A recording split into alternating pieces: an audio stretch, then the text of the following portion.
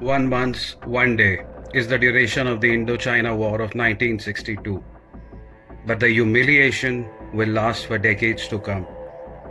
While everyone talks about why they invaded, and almost all argue about the strategic chess between visionary Nehru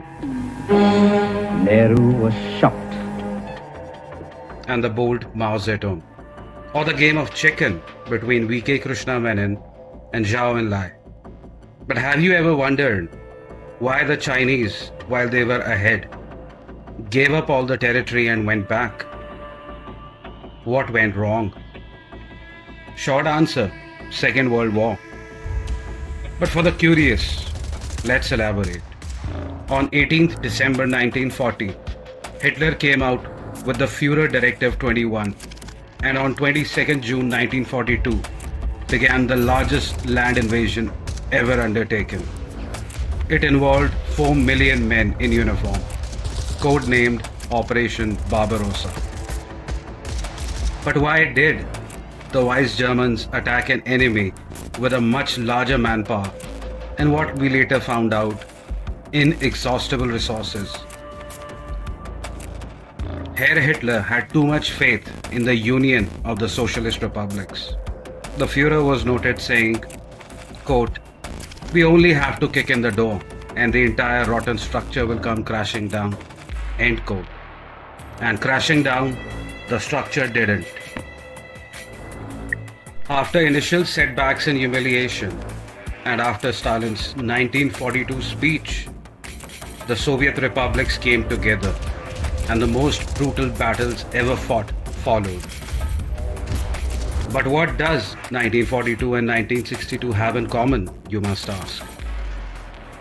People will tell you, 1962 China took advantage of the Cuban Missile Crisis. What they won't tell you is that the Chinese looked at the Union of India and the Chinese presumed Indians have no national identity. Instead, it's a collection of regions of different cultures loosely banded together. And one kick to the door, the structure will come crashing down. What they did learn from the Third Reich was that there was no man in steel in India, but a meek, yielding prime minister with a docile foreign policy. This love for non-violence and hunger for Nobel Peace Prize was so much that he systematically and methodically weakened the Indian armed forces. क्या लेके आए general साहब? तो बोले कि साहब ये expansion and modernisation plans of the Indian army. General, I don't need an army. This is a peaceful country. I only need the police. Who needs you? Get out. On 20th October, the Chinese attacked all along the McMahon Line, all the way from Aksai Chin, all the way to Assam, all the way to Nefa, today Arunachal Pradesh. They conquered land as far as Tejpur in Assam. But after taking thousands of kilometers of Indian land, why did the PLA did a unilateral ceasefire and just left on 21st November? Was it the valor of the Indian infantrymen alone? In fact, it were the events in the hinterland that demoralized the CCP. When the bodies of martyrs reached their villages and hometowns, it enraged the entire nation.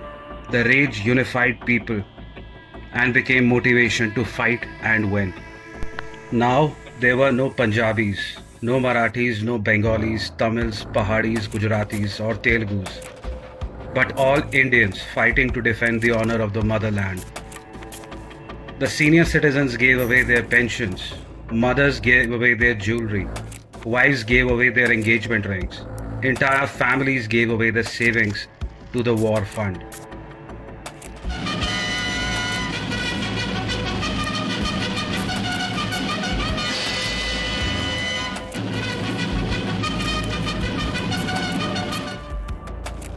The Chinese realized that the Indian Republic was not just union of states, but a motherland to 400 million people that were now awake.